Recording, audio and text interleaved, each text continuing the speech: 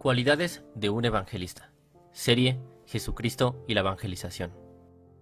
Había una vez 4 individuos. El primero se llamaba Todo el Mundo, el segundo Alguien, el tercero Nadie y el cuarto Cualquiera. Había un trabajo importante para hacer.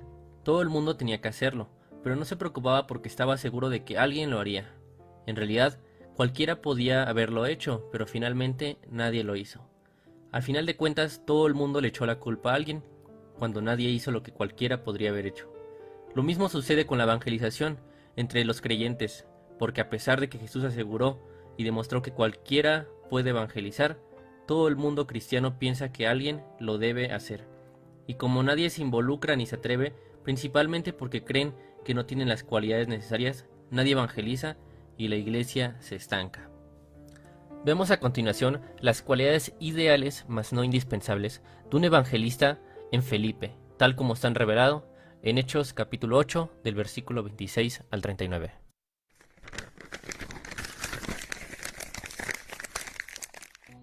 En cuanto a Felipe, un ángel del Señor le dijo: Ve al sur, por el camino del desierto, No que vimos va de nada. Jerusalén a Gaza. Entonces él emprendió su viaje y se encontró con el tesorero de Etiopía, un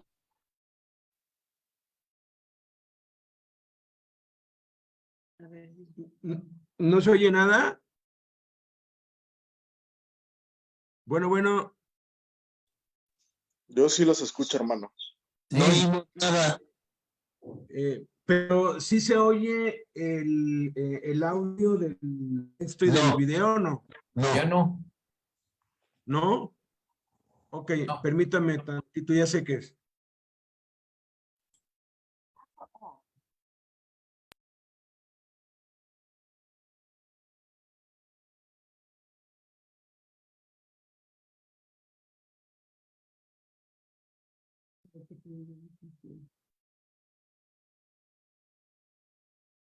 Había una vez 4 individuos. El primero sí. ¿Ahí ya se oye? ¿Ahí ya se oye?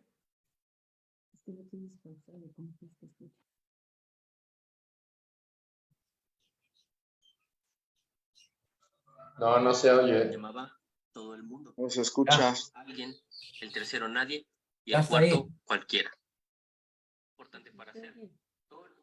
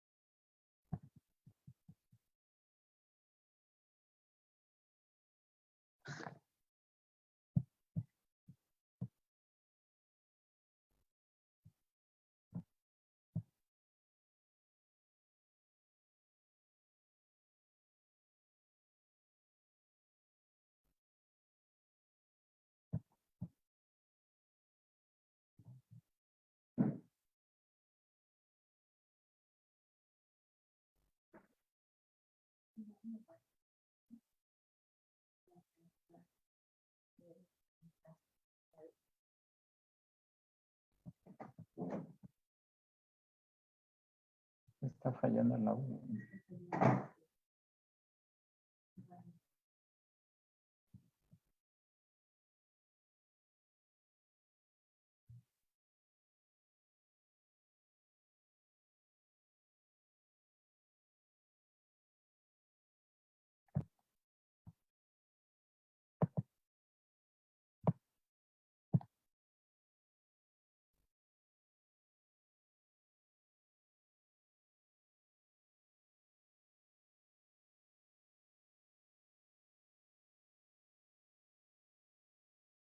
¿Hablaba el profeta acerca de sí mismo o de alguien más?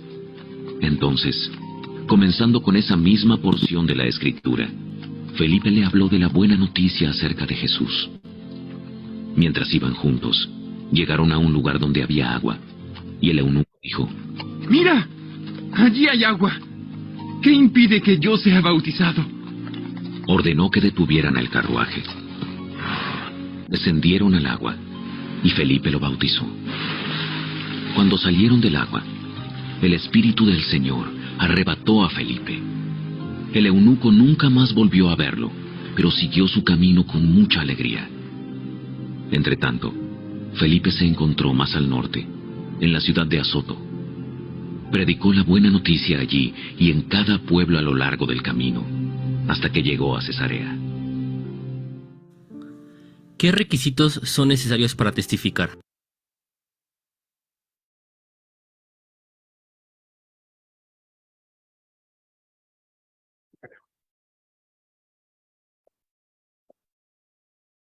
Bueno, pues comenzamos.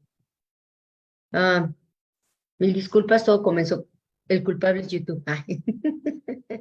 Le echamos la culpa a alguien. ¿Se nos oyen bien? En todos lados, en los que están en YouTube, mándenme así un... Sí, ya se oye. Sí, todo se oye bien, ok. Ok. Entonces, Sí, bien, bien. Empezamos de que a alguien le debemos de echar la culpa, entonces le echamos la culpa a YouTube. No.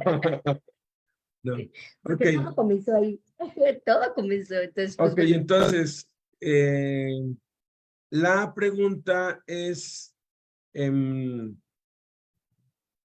pregunta es, ¿qué requisitos son necesarios para testificar? Comenzamos entonces, permítame tantito.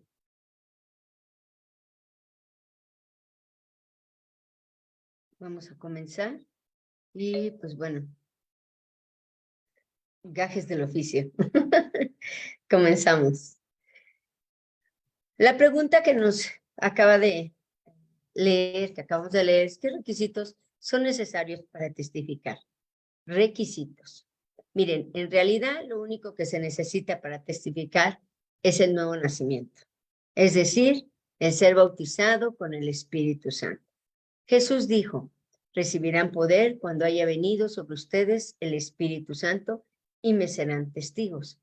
Hemos aprendido ya de Jesús que el Espíritu es el Espíritu Santo, es sinónimo de ser lleno del Espíritu Santo, y que no es una experiencia de una sola vez en la vida, sino que debe ser algo que experimentamos cada día. El Espíritu Santo nos manda, por medio de Pablo, que seamos continuamente llenos del Espíritu Santo, hablando entre nosotros con salmos e himnos, cánticos espirituales, cantando y alabando a Dios en nuestros corazones, dando siempre gracias a Dios por todo en el nombre de Jesús. A medida que invertimos tiempo con Dios a solas en oración y en su palabra, vamos siendo llenos del Espíritu Santo y de nuestro interior fluirán ríos de agua viva hacia afuera, lo cual se manifiesta en testificar de Jesús a todos los que nos rodean.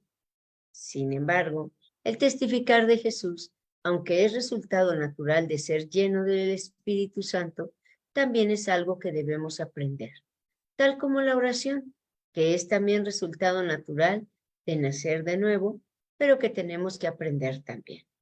Si bien oramos y testificamos por instinto espiritual, tenemos que aprender a hacerlo y crecer en ese aprendizaje, tal como un bebé que por instinto habla, pero que debe aprender a hablar y seguir aprendiendo a hablar. El Espíritu Santo nos revela en Felipe, el único al que la Biblia llama el evangelista, las cualidades ideales que debemos aprender y desarrollar para testificar de Jesús de manera efectiva. Evidentemente, no es requisito tener ninguna de estas cualidades para testificar, pero es imperativo aprenderlas y desarrollarlas para testificar de Jesús de manera efectiva y mantenernos testificando por el resto de nuestras vidas y no solo como una actividad o experiencia de una vez en la vida, como a muchos cristianos cuentan de alguna ocasión en sus vidas en que fueron grandemente usados en una campaña evangelística para compartir de Jesús a otros y con emoción y nostalgia relatan los detalles de lo que sucedió hace años, pero nunca más lo han vuelto a hacer. El plan de Dios no es que participemos en una campaña evangelística, sino más bien que vivamos en campaña evangelística todos los días de manera personal e individual. No está mal organizar campañas evangelísticas. De hecho, es necesario y muy recomendable hacerlo. Sin embargo, el testificar de Jesús no debe limitarse a esperar que algún líder o ministerio organice una campaña, sino entender que es la responsabilidad de cada uno de nosotros el hacer la obra evangelística tal como lo manda el Espíritu Santo en 2 de Timoteo 4:5. Es un diario vivir. A continuación, veremos a detalle cada una de estas cualidades, pero démosles un vistazo con base a lo que acabamos de ver y oír en Hechos 8:26 al 39. La primera es la oración. El ángel le dijo, levántate. ¿Por qué? ¿Acaso dormía o estaba ocioso? O flojeando quizás. Cada vez que Dios o un ángel le habla a un siervo de Dios y le dice levántate, es porque estaba postrado en oración. Esta es la más importante de todas las cualidades y de tener una vida sólida de oración. Depende que podamos desarrollar todas las demás. La segunda cualidad es el conocimiento bíblico. Cuando Felipe se acercó al carruaje donde viajaba el funcionario etíope, oyó que leía en voz alta. ¿Cómo supo Felipe que leía el libro del profeta Isaías? Lo supo porque Felipe conocía perfectamente las escrituras. La tercera es valentía. El Espíritu ordenó a Felipe que se acercara al carro del funcionario, custodiado por guardias. Se necesitaba mucho valor para acercarse al carro de un funcionario, porque se arriesga la vida. Sin embargo, Felipe acudió, corriendo inmediatamente a sabiendas del riesgo que implicaba. Y la cuarta es la compasión. Para los judíos era abominación sentarse con un gentil. Necesitaríamos ser judíos para entenderlo, pero de acuerdo con su educación y prejuicios, sentarse con un gentil equivalía a estar con un leproso y ser contagiados. Felipe era judío. Para haberse sentado con un eunuco, necesitaba de la compasión de Dios en su corazón. La quinta es humildad. Felipe era un varón lleno de fe, un líder prominente y conocedor profundo de las Sagradas Escrituras. Él estaba al frente de un tremendo avivamiento de miles y miles de personas en Samaria. Verdaderamente se necesita humildad para dejar un ministerio de multitudes y atender a una sola persona. Y sobre todo una persona ignorante de las Escrituras que ni siquiera sabía quién hablaba el profeta. Felipe pudo haberlo ridiculizado por su ignorancia, ¿no? Pero como era humilde, fue paciente y le enseñó el evangelio. La sexta cualidad es obediencia.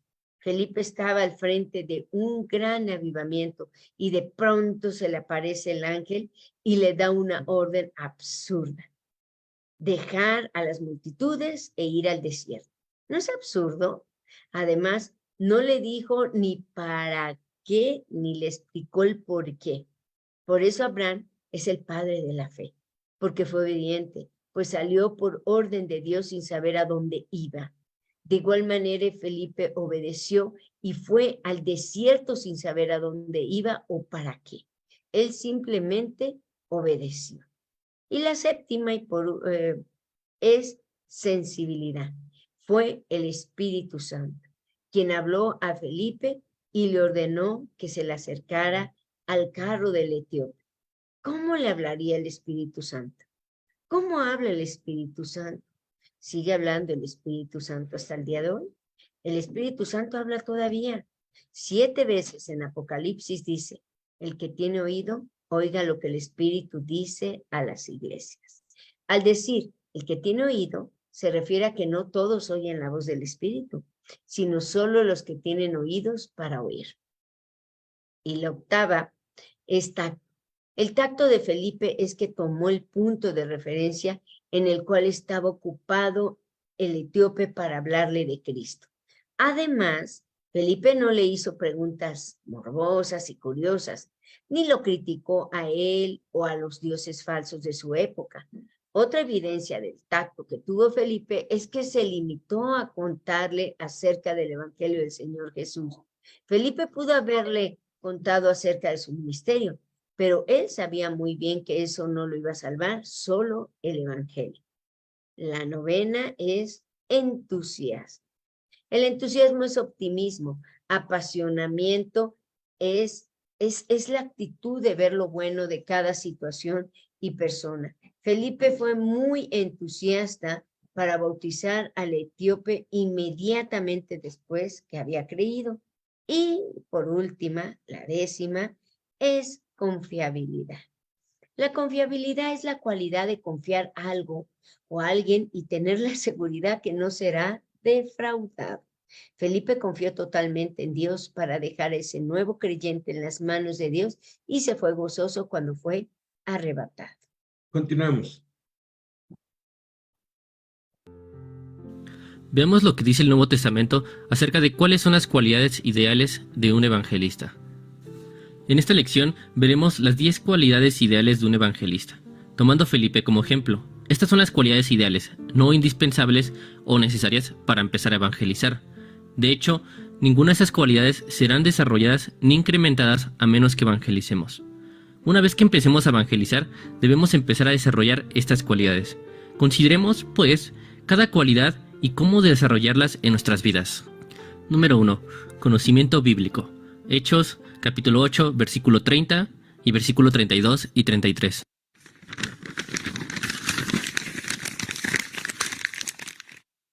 Felipe se acercó corriendo y oyó que el hombre leía al profeta Isaías.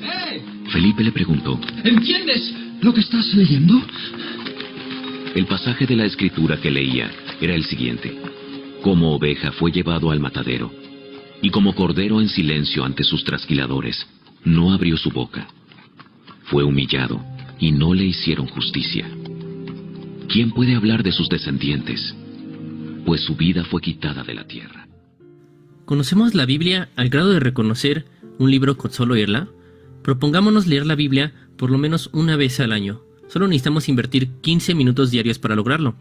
Así como en cualquier deporte, el ejercicio es vital e indispensable para un buen desempeño. En la evangelización, el ejercicio de la lectura de la Biblia es esencial para ser un buen evangelista.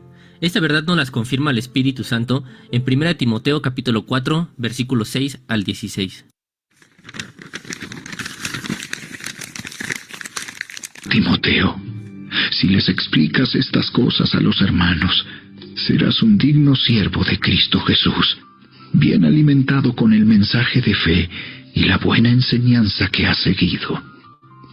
No pierdas el tiempo discutiendo sobre ideas mundanas y cuentos de viejas. En lugar de eso, entrénate para la sumisión a Dios. El entrenamiento físico es bueno, pero entrenarse en la sumisión a Dios es mucho mejor, porque promete beneficios en esta vida y en la vida que viene. Esta declaración es digna de confianza y todos deberían aceptarla.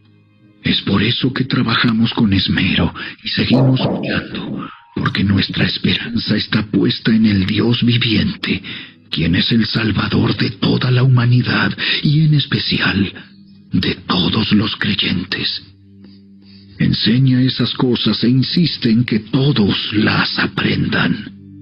No permitas que nadie te subestime por ser joven. Sé un ejemplo para todos los creyentes en lo que dices, en la forma en que vives, en tu amor, tu fe y tu pureza. Hasta que yo llegue, dedícate a leer las Escrituras a la iglesia y a animar y a enseñar a los creyentes. No descuides el don espiritual que recibiste mediante la profecía que se pronunció acerca de ti, cuando los ancianos de la iglesia te impusieron las manos. Presta suma atención a estos asuntos. Entrégate de lleno a tus tareas, para que todos vean cuánto has progresado. Ten mucho cuidado de cómo vives y de lo que enseñas. Mantente firme en lo que es correcto por el bien de tu propia salvación y la de quienes te oyen. Número 2. Valentía. Hechos capítulo 8, versículo 29 al 30 y Hechos capítulo 8, versículo 38.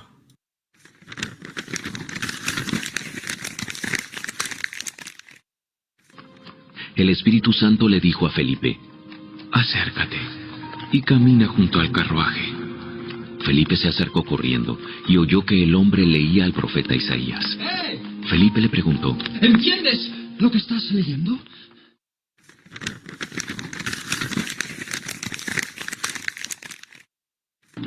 Ordenó que detuvieran el carruaje. Descendieron al agua y Felipe lo bautizó. Se necesita valor para evangelizar, sobre todo para empezar el diálogo con personas desconocidas. Deberíamos empezar a ejercitar nuestro valor hablando de Cristo con nuestros amigos y, poco a poco, empezar con desconocidos de nuestro entorno, hasta oír la voz del Espíritu e ir a donde Él lo indique, aunque sea peligroso. Esta verdad nos las confirma el Espíritu Santo en Hechos capítulo 4, versículo 31. Después de esta oración, el lugar donde estaban reunidos tembló, y todos fueron llenos del Espíritu Santo, y predicaban con valentía la palabra de Dios. Número 3. Compasión. Hechos capítulo 8, versículo 30 al 31.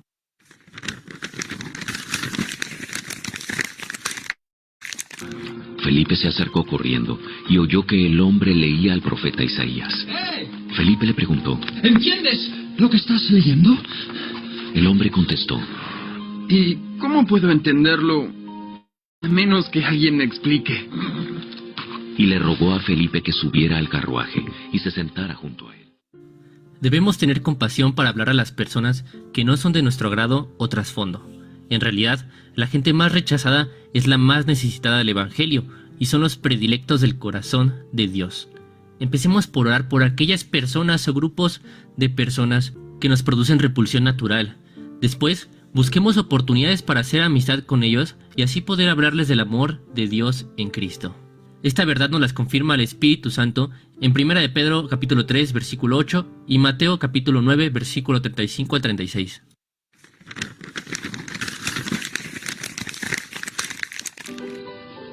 Por último, todos deben ser de un mismo parecer.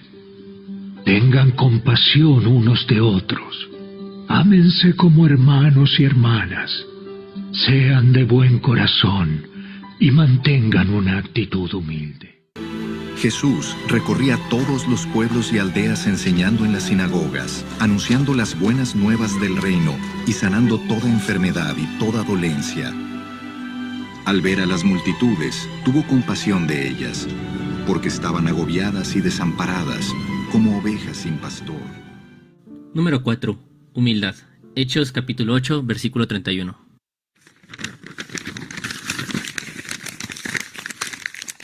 El hombre contestó: ¿y cómo puedo entenderlo a menos que alguien me explique?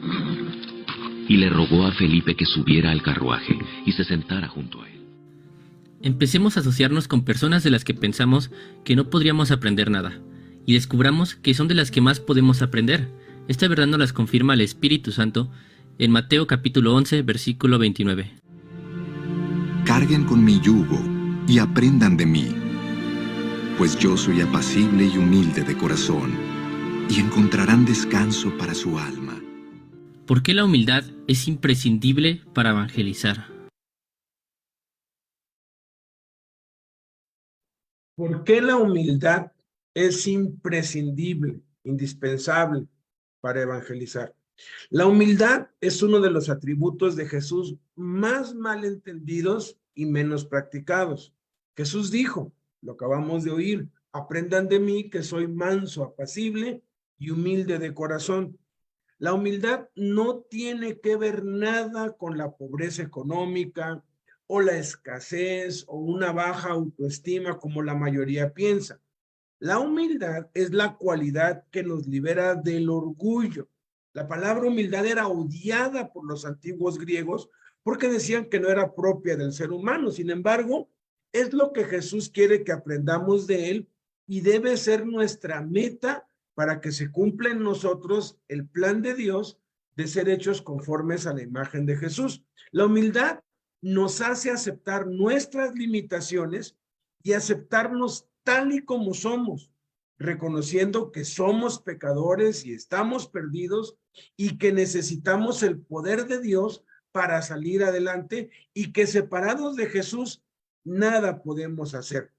La humildad también nos hace reconocer que no lo sabemos ni podemos saberlo todo, que no somos mejores que nadie y que cualquier logro o éxito en la vida no nos pertenece, sino que ha sido Dios quien nos ha dado la inteligencia y la capacidad para lograrlo, y toda la gloria debe ser para Dios y nada más para Dios.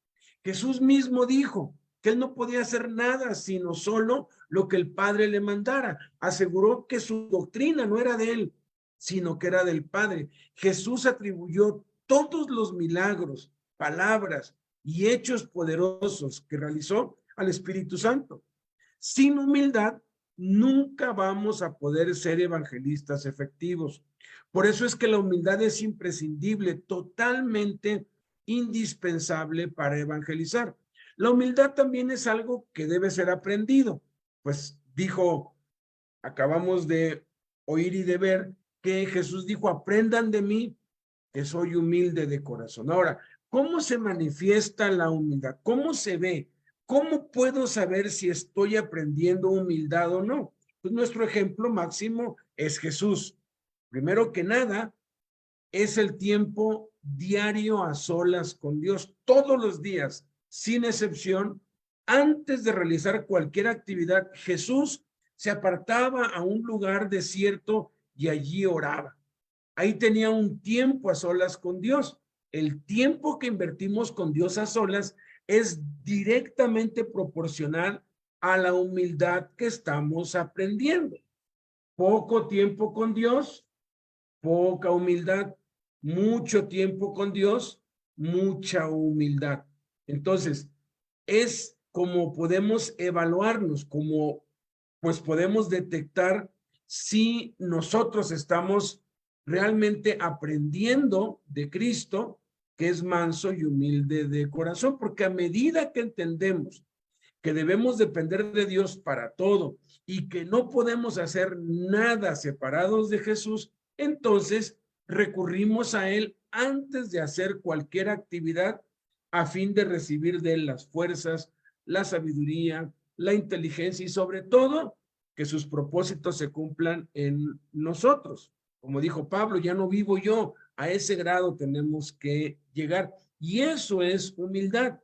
Si no lo hacemos así, entonces estamos manifestando soberbia, que podemos solos, que no necesitamos ayuda, y todo lo que hacemos es en la carne y son obras muertas, y tarde o temprano se verá el fruto natural de la soberbia, que es lo opuesto a la humildad, y caeremos en pecado y fracasaremos. Si no practicamos la oración, además de que no testificaremos de Jesús a nadie, y esa es la razón por la que muchos no testifican. Si llegamos a testificar, no tendremos éxito. Entonces, uno, tiempo a solas con Dios. Segundo, ¿cómo se ve la humildad? Es no confiar en nuestras propias fuerzas ni depender de nuestras habilidades o experiencia. Eso se refleja en el hecho de que cuando algo nos sale bien y tenemos éxito, no lo presumimos ni nos atribuimos el crédito, sino que somos modestos y damos toda la gloria a Dios, sabiendo que si hicimos algo bien es porque Jesús en nosotros lo hizo. Y eso aplica también para la evangelización. Por eso no debemos apropiarnos de las personas o querer presumir, ¿verdad? ya gané un alma, ¿no? Lo que muestra un acto de soberbia que desagrada a Dios. Tercero, es que no hacemos acepción de personas y tratamos a todos igual, a todos los tratamos con amabilidad y decoro y estimamos a los demás como superiores a nosotros mismos. Así es como la humildad se ve. Cuarto, la humildad también se ve cuando pensamos de nosotros mismos con cordura, como dice la Biblia, sin tener más alto concepto de nosotros mismos que el que debemos nosotros tener. Eso sí, sabiendo que somos hijos de Dios, herederos de Dios, linaje escogido, gente santa, real sacerdocio, más que vencedores en Cristo, pero al mismo tiempo habitamos en este cuerpo de carne donde mora el pecado y somos peregrinos y extranjeros en esta tierra y por eso debemos abstenernos de los deseos carnales que batallan contra nuestra alma, andar en el espíritu y no satisfacer los deseos de la carne. Esto es, no somos mejores que nadie y al mismo tiempo no somos peores que nadie y debemos permanecer en Cristo para no caer, porque el espíritu está dispuesto, pero la carne es débil. Entonces, si practicamos la humildad, comenzando por tener un tiempo a solas con Dios, no confiando en nosotros mismos, sino dependiendo siempre de Dios para todo, dándole toda la gloria siempre a Él, tratando a todos por igual y saber que Cristo está en nosotros, pero que también el pecado mora en nuestra carne y por eso es un peligro y tenemos que ser humildes. Entonces seremos evangelistas efectivos para la gloria de Dios. Continuemos. Número 5. Obediencia. Hechos capítulo 8, versículo 26 al 27.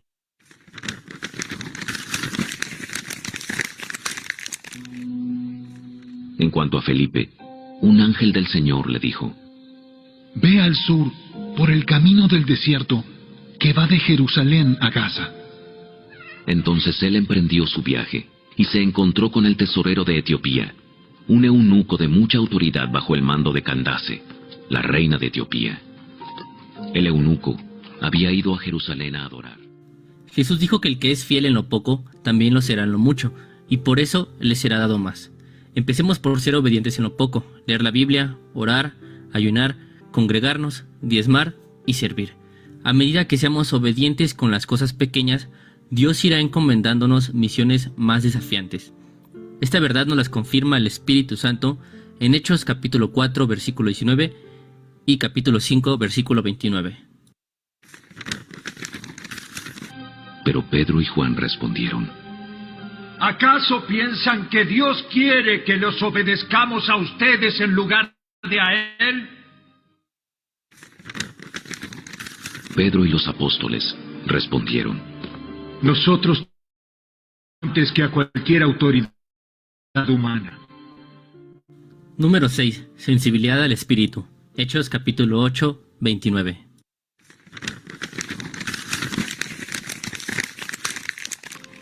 El Espíritu Santo le dijo a Felipe: Acércate y camina junto al carruaje. Lo que nos impide oír la voz de Dios son las motivaciones incorrectas, el orgullo y los prejuicios teológicos. Empecemos por purificar nuestros motivos, perdonar de corazón, ser humildes y hacer a un lado los prejuicios. Pidamos en oración a Dios que nos hable. Cada vez que lo haga, evaluemos por el fruto si fue la voz de Dios o no. Si somos fieles y obedientes, poco a poco aprenderemos a discernir su voz y ser guiados por el Espíritu como Felipe. Guardemos también nuestros corazones del orgullo y de andar presumiendo y proclamando: Dios me dijo. Si el Espíritu nos habla, solo obedezcámoslo y punto, porque si cedemos al orgullo, dejará de hablarnos. Esta verdad nos la confirma el Espíritu Santo en Romanos capítulo 8, versículo 14 y Hechos capítulo 10, versículo 19 al 20. Pues todos los que son guiados por el Espíritu de Dios son hijos de Dios.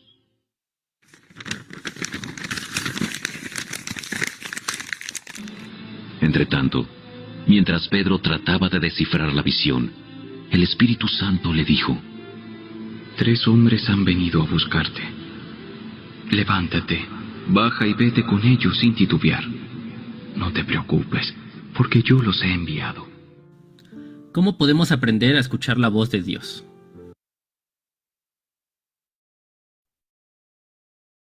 Bueno, ¿cómo podemos aprender y escuchar la voz de Dios? ¿Está Dios aún hablando en el presente? ¿Es posible escuchar la voz de Dios? La inmensa mayoría de los cristianos están confundidos acerca de este asunto.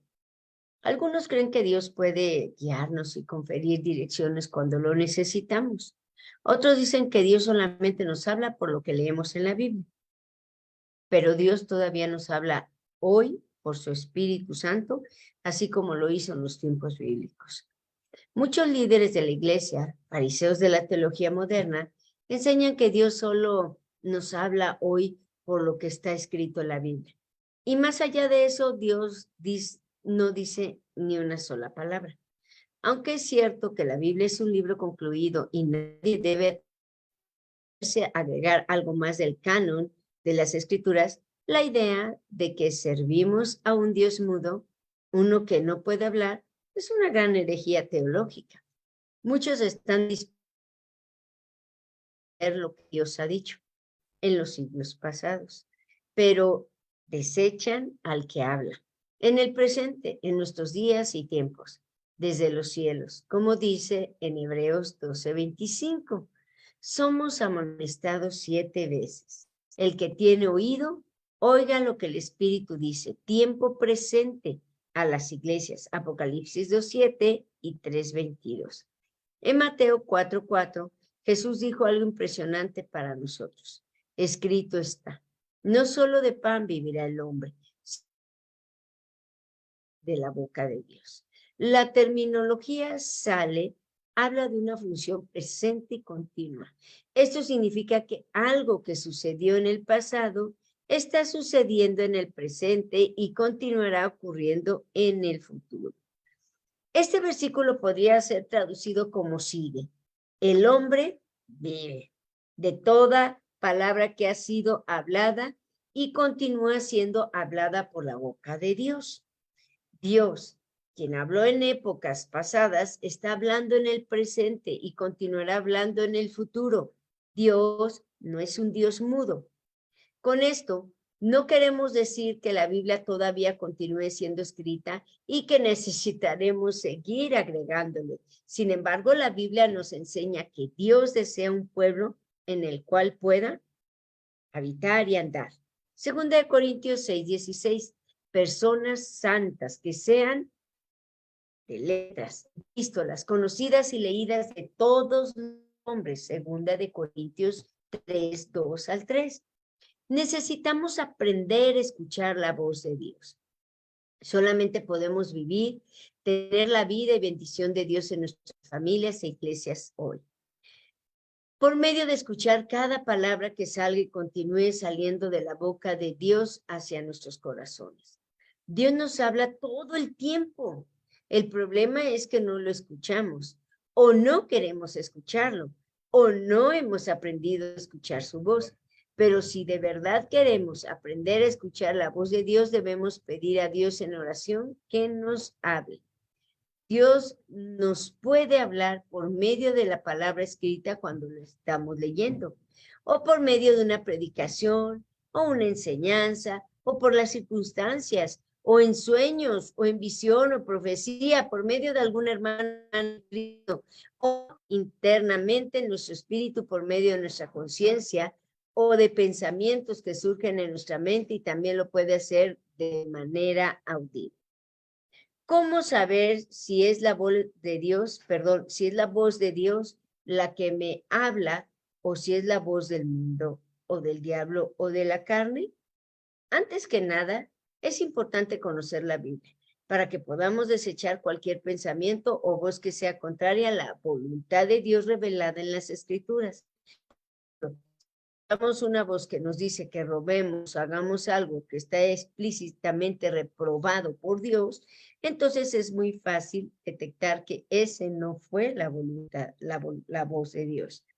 Pero si es lo que escuchamos, si lo que escuchamos o el pensamiento que se viene a la mente o el impulso que sentimos en nuestro corazón en algo bueno y conforme a su voluntad, entonces debemos obedecer.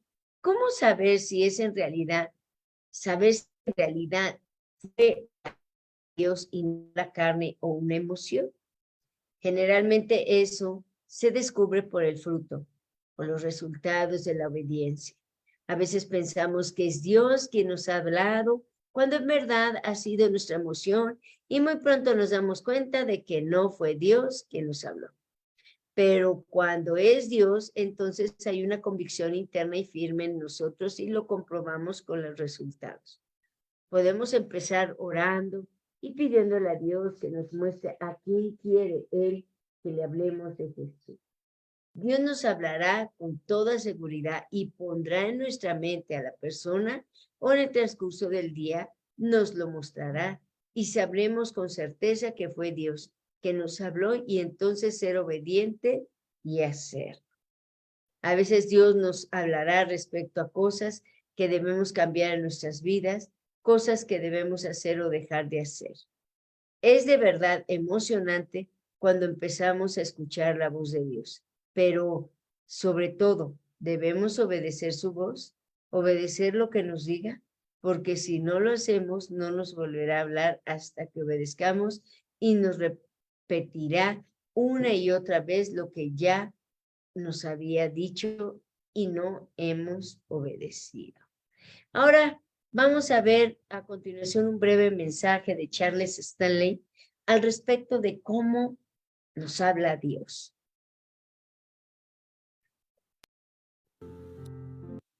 Recuerda cuando jovencito y su madre o su padre le decía, siéntate, quiero hablar contigo. Eso significaba, tal vez he hecho algo malo, pero de inmediato se daba cuenta, esto es importante. Entonces la pregunta es, ¿me pregunto si Dios me ha hablado y no le he escuchado? La guía de Dios no tiene valor si no la escuchamos. Y nadie más puede escuchar por usted. Quizás haya alguien que pueda darle una sugerencia aquí y allá, pero Dios no habla. Mucha atención, la mayoría de las veces no habla para que alguien más venga a decirle algo a usted. Muchas veces mediante otras personas escuchamos a Dios decir algo que se aplica a nuestro corazón, pero Dios puede hablarle personalmente. Le habló al apóstol Pablo, pero habló a personas cuyos nombres no están en la Biblia. Dios les habla a quienes están dispuestos a escuchar. Y todos necesitamos dirección divina en la vida, en cada aspecto, y Dios está listo, dispuesto y comprometido a enseñarnos y hablarnos. Entonces, en lo que respecta a escuchar a Dios, nos preguntamos cómo habla Dios. Su forma principal de hablar es mediante su palabra, la Biblia. Y a veces la gente dice, ¿por qué usted carga esa Biblia? Le diré por qué. Porque yo no soy la autoridad. Esta es la autoridad. Y si usted asiste a una iglesia donde no ve aún así, no tiene que ser igual. Pero si nadie abre una Biblia, debería tener sus dudas. ¿Por qué será que la autoridad final y absoluta no se abre? Porque esta es la autoridad. Y lo que deseo compartir con usted vino de la autoridad. La palabra de Dios, así habla Dios. Esta es su forma principal de hablarnos y también nos habla mediante la oración. A menudo nos da la dirección y cuando alguien me dice, nunca he escuchado a Dios hablar, le contestaría, ¿por qué no está escuchándolo? Porque sé que Dios le habla a quienes no son salvos mediante su espíritu para convencerlos de pecado. Pueden olvidarlo fácilmente y seguir adelante. Dios le habla a cada uno de sus hijos claramente si estamos dispuestos a escucharlo. Le pregunto, en su tiempo de oración, ¿cuánto tiempo dedica a escuchar a Dios? ¿O solo usted habla? Si se sienta a orar y dice, Padre Celestial, quiero darte gracias por este día, y sigue, y luego dice en el nombre de Jesús, amén, y se levanta y hace lo que planea hacer. Esa no es la forma de escuchar a Dios. Solo quiero decirle que hay que darle tiempo de hablar a Dios. Porque si Él tiene un plan, Él quiere mostrarle cuál es el plan. Dios quiere guiarle en el plan. Cuando Dios habla, le habla a usted, en su vida, y siempre es bueno. Quizás sea una advertencia, pero hasta eso es bueno. Así que Dios nos habla mediante su palabra, por ejemplo, mediante la oración, mediante las circunstancias. Hay cosas que nos pasan y Dios nos habla mediante ellas. Y le he hablado de una caída que tuve y lo primero que pensé cuando me golpeé la cabeza con el brazo, gracias a Dios no fue el piso, pensé, Señor, ¿qué quieres? Porque no creo que haya accidentes para los hijos de Dios. Y si usted anda en su voluntad y algo pasa, Dios se trae algo. Y de inmediato quería escuchar lo que Dios iba a decirme. Lo escuché, no en ese momento. Me tomó 2 o 3 semanas para comenzar a entender lo que Dios estaba haciendo en mi vida. Pero Dios tuvo que captar mi atención. Alguien dirá, ¿quiere decir que Dios hizo eso para captar su atención? Puedo decirle sin duda que sí lo hizo. Y lo escuché, gracias a Dios. Segundo, volvería a pasar por eso de ser necesario para que Dios me muestre lo que me mostró. A veces sus circunstancias son dolorosas, pero tiene que preguntarse, ¿qué es más importante? ¿Mi paz, confort, placer o escuchar a Dios? Si está dispuesto a escuchar, Dios usará circunstancias que a veces son difíciles para comunicarnos el mensaje. Y luego a veces Dios puede hablar mediante otras personas. Puede que Dios escoja a alguien que ni siquiera le agrade a usted, o a alguien con que usted le sea difícil mantener buenas relaciones. Pero a veces Dios habla mediante otros. Lo importante es esto, y es que Dios nos habla porque quiere darnos dirección clara y de cómo quiere que vivamos. Y no es sabio que pensemos que Dios tiene un plan y que no lo escucharemos. Escuchar, mucha atención, escuchar es la clave. Así que simplemente le diría que cuando usted decide orar, sea arrodillado, sentado, como sea, piense en esto. Antes de empezar a hablar, y antes de empezar a contarle a Dios todo lo que Él ya sabe, o antes de quejarse o lo que sea, ¿por qué no toma tiempo para estar callado? Y solo se siente en silencio y le dice, Padre Celestial, necesito escucharte. Me quedaré callado. Solo quiero que le hables a mi corazón y ayúdame a escuchar bien para hacer exactamente lo que quieres que haga. ¿Cómo cree que Dios responderá a eso? Le diré cómo. Dios le dirá justo lo que necesita escuchar. Y al hacerlo no diga, oh, bueno, fue en mi imaginación. No. Dios promete guiarle. Escuche lo que dice. Fíate de Jehová de todo tu corazón y no te apoyes en tu propia prudencia. Reconócelo en todos tus caminos y Él enderezará tus veredas. Pero debo reconocerlo, respetarlo, amarlo, adorarlo y obedecer lo que Dios diga. A menudo, para la gente es difícil estar dispuesta a hacer eso y reconocerlo. Número 7. Oración. Hechos capítulo 8, versículo 26.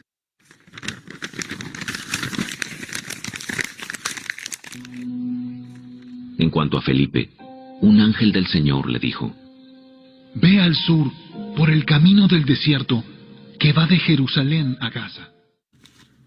La oración es la puerta al mundo espiritual, el túnel que lleva al mundo invisible y nos mete a lo sobrenatural. A medida que crecemos en la oración, también crecemos en la conciencia de lo sobrenatural. Desarrollemos la disciplina de orar en privado cada día y mantengamos una actitud de oración constante. La oración es uno de los nutrientes más importantes que harán que el poder de Dios aumente en nuestras vidas. Por eso Satanás concentra sus ataques en estorbarnos para impedirnos de orar y así no seamos una amenaza para él. Esta verdad nos las confirma el Espíritu Santo en Mateo capítulo 26, versículo 41 y Primera de Tesalonicenses capítulo 5, versículo 17. Estén alerta y oren para que no caigan en tentación. El espíritu está dispuesto, pero el cuerpo es débil.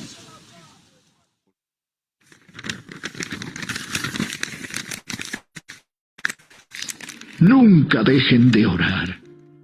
Número 8. Tacto. Hechos capítulo 8, versículo 35.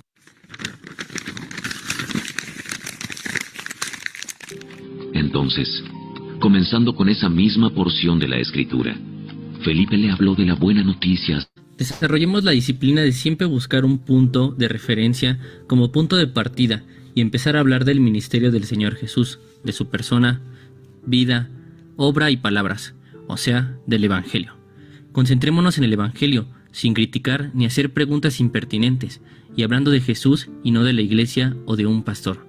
Jesús es nuestro magno ejemplo acerca de tener tacto, pues le dijo la verdad a la mujer samaritana sin lastimarla.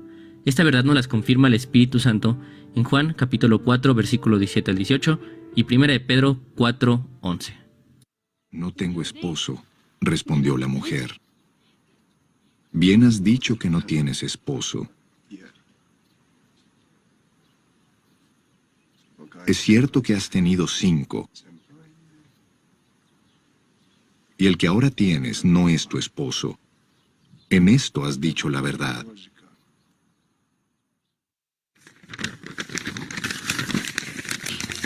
¿Has recibido el don de hablar en público? Entonces habla como si Dios mismo estuviera hablando por medio de ti. ¿Has recibido el don de ayudar a otros? Ayúdalos con toda la fuerza y la energía que Dios te da. Así, cada cosa que hagan traerá gloria a Dios por medio de Jesucristo. A Él sea toda la gloria y todo el poder por siempre y para siempre. Amén. ¿De qué manera el tacto es una de las armas más efectivas para evangelizar? Bueno, el tacto es la capacidad de reconocer la delicadeza de una situación y luego decir lo más cortés o lo más apropiado posible.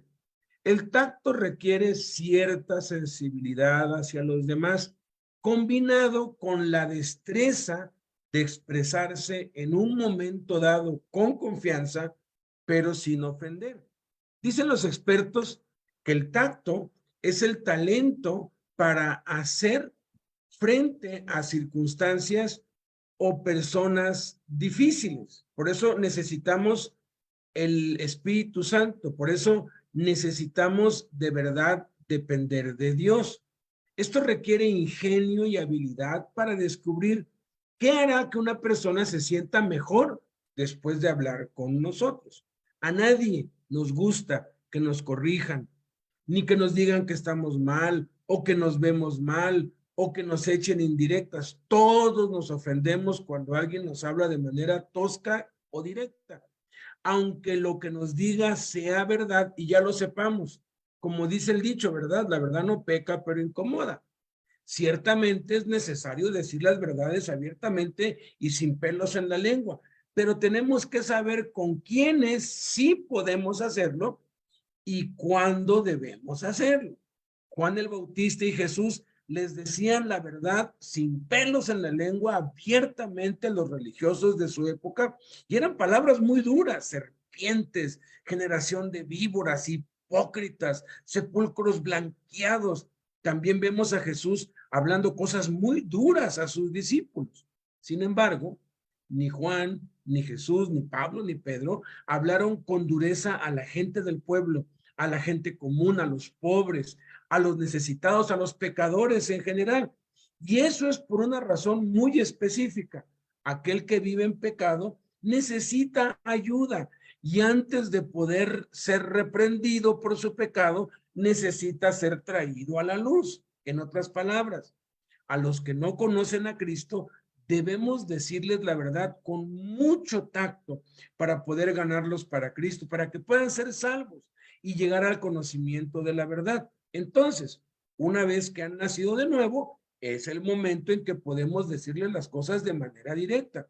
Nunca olvidemos que el evangelio tiene dos caras.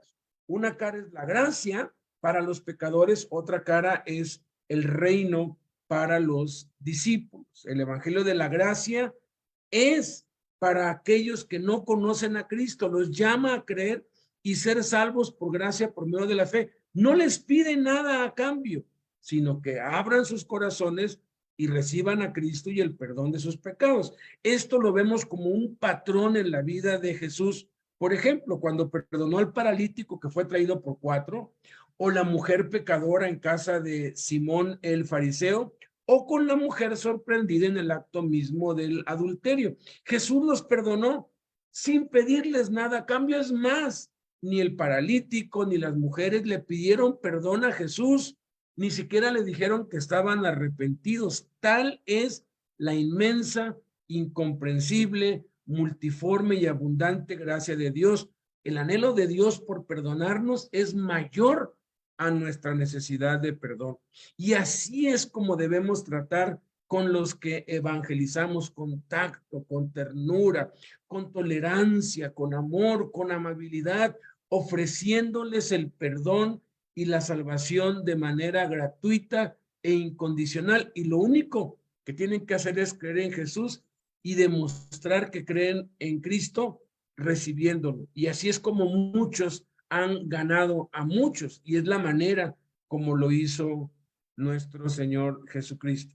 Continuemos para concluir con la clase.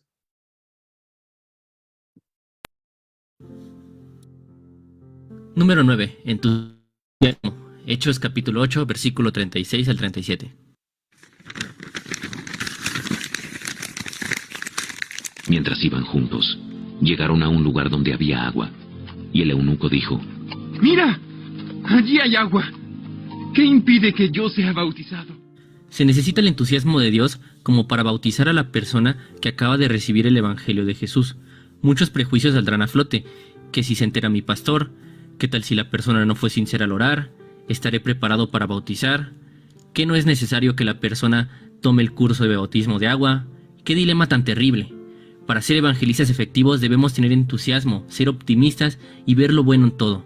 Debemos empezar con lo poco, teniendo una actitud positiva acerca de aquellos a quienes iremos a evangelizar. Declarar por fe que son salvos y que Dios va delante de nosotros. Si hay tropiezos, ver la mano de Dios detrás de cada problema, obrando todo para el bien de los que aman a Dios, sobre todo de aquellos que son llamados a la salvación por medio nuestro. Jesús sí que es entusiasta, nos escogió a nosotros. En los siguientes versículos se manifiesta el entusiasmo de Jesús. Juan capítulo 4, versículo 35 y Mateo capítulo 14, versículo 27 al 29. ¿No dicen ustedes, todavía faltan 4 meses para la cosecha? Yo les digo, abran los ojos y miren los campos sembrados. Ya la cosecha está madura. Cálmense. Soy yo. No tengan miedo. Señor, si eres tú, respondió Pedro, mándame que vaya a ti sobre el agua. Ven, dijo Jesús. Pedro bajó de la barca y caminó sobre el agua en dirección a Jesús. Pero al sentir el viento fuerte, tuvo miedo y comenzó a hundirse. Entonces gritó: Señor, sálvame. Número 10. Confiabilidad. Hechos capítulo 8, versículo 39. Salieron del agua. El Espíritu del Señor arrebató a Felipe. El eunuco nunca más volvió a verlo, pero siguió su camino con mucha alegría. Confiabilidad es la cualidad de confiar algo a alguien y tener la seguridad de que no serás defraudado. Seamos como Felipe, que fue arrebatado por Dios y siguió gozoso su camino, sabiendo que Dios es fiel para ocuparse del nuevo convertido. Esta verdad nos confirma el Espíritu Santo en Lucas capítulo 16, versículo 10 y 1 de Timoteo capítulo 1, versículo 12. El que es honrado en lo poco, también lo será en lo mucho.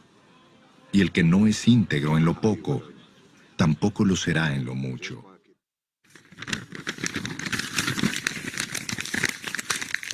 Le doy gracias a Cristo Jesús nuestro Señor, quien me ha dado fuerzas para llevar a cabo su obra. Él me consideró digno de confianza y me designó para servirlo.